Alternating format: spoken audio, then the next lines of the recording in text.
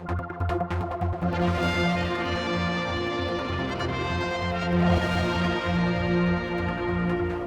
talking with Chris Robertshaw, Minister for Policy and Reform. We've come into your new office. You've asked us to meet the media, have a chat and talk about, I presume, what your job entails, because obviously everyone's got their own ideas. I mean, to a lot of people, it's the Deputy Chief Minister's position, but the Chief says no. No, it's not. It's not Deputy Chief Minister. It's a role and function of its own and very necessary. The entire Council of Ministers is of the same view.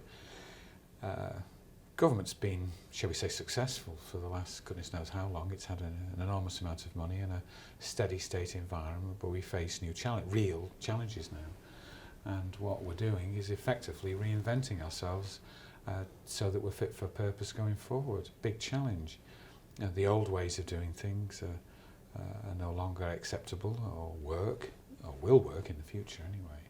And we need to slim down significantly, refocus, and have my office ensure that it's generating policy options for the future middle to long term well-being of the Isle of Man that we can take out to people and engage with them.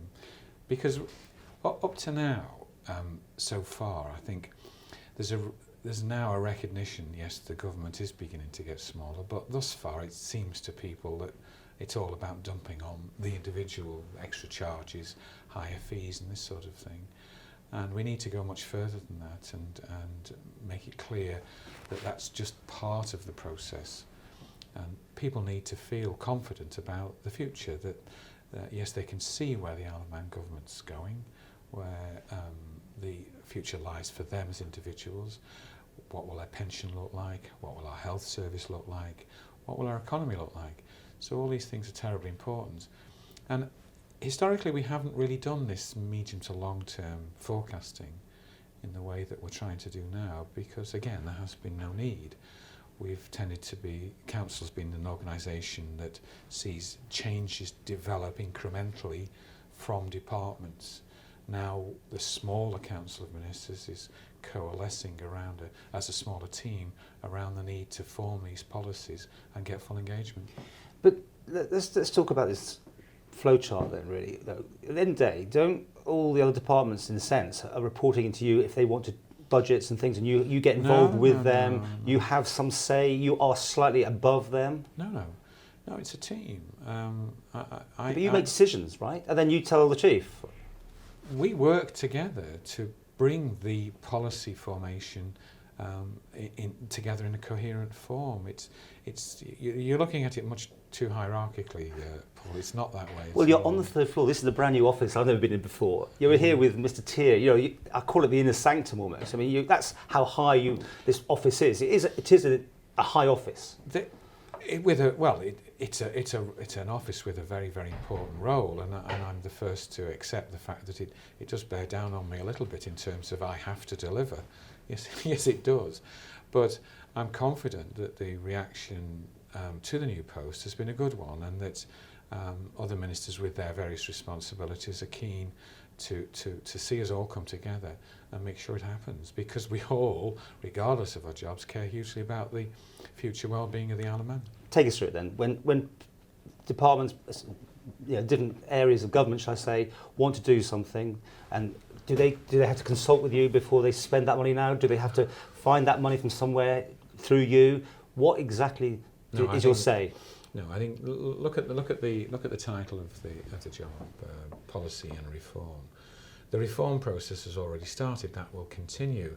I'll be required to keep pushing that forward.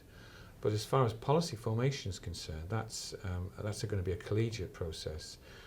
It will have three main areas: sort of economy and revenue, social policy in its broadest sense, and environment and infrastructure.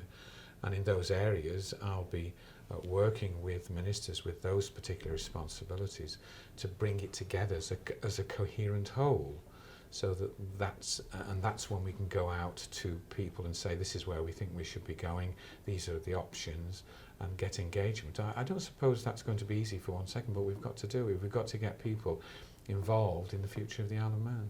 In your previous positions, you've shown that will and that loyalty to the Chief Minister to put through these changes in the way the government's being done. Possibly you've headlined the whole thing because you've probably had the most challenging position, let's face it. But is that how it's going to continue? You are the one that has to be playing the bad cop to some degree.